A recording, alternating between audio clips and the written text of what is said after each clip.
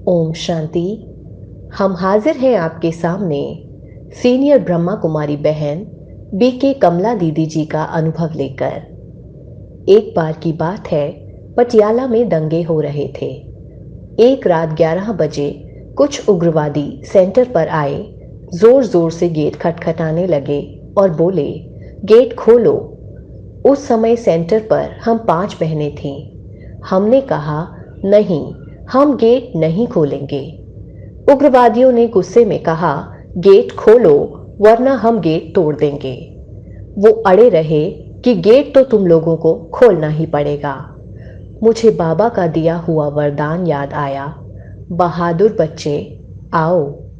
मैंने बहनों से कहा, लाल लाइट जला दो और सभी बाबा से योग में बैठ जाओ। जैसे ही मैंने गेट खोला, वो सभी बड़ी तेजी से अंदर आ गए और हॉल की तरफ बढ़े। हॉल में सामने ही बाबा का चित्र लगा हुआ था।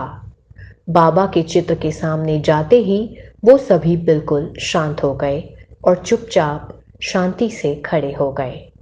उसके बाद वो बाबा के कमरे की ओर बढ़े। वहां उन्होंने देखा कि बहनें योग में बैठी हुई हैं और वहां डेड साइलेंस थी। मुझे प्यारे बाबा का वरदान शक्तिशाली बना रहा था और वो 12 लोगों का ग्रुप था। उनकी शक्लें बड़ी ही भयानक और खूंखार थीं।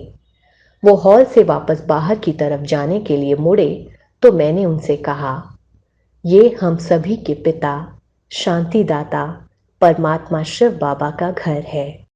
इतना सुनते ही वे सभी चुपचाप वहां से चले गए। कुछ दिनों बाद एक बार फिर कुछ दूसरे उग्रवादियों का ग्रुप आधम का वे सेंटर के अंदर आ गए और ढेर सारे प्रश्न करने लगे। हमने भी बड़े धैर्य से बाबा की याद में उन सभी प्रश्नों का उत्तर दिया।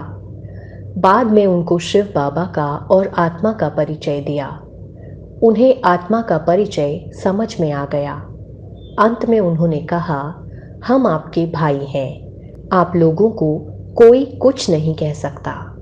कभी भी हमारी मदद की ज़रूरत हो तो तुरंत अपने इन भाइयों को याद करना।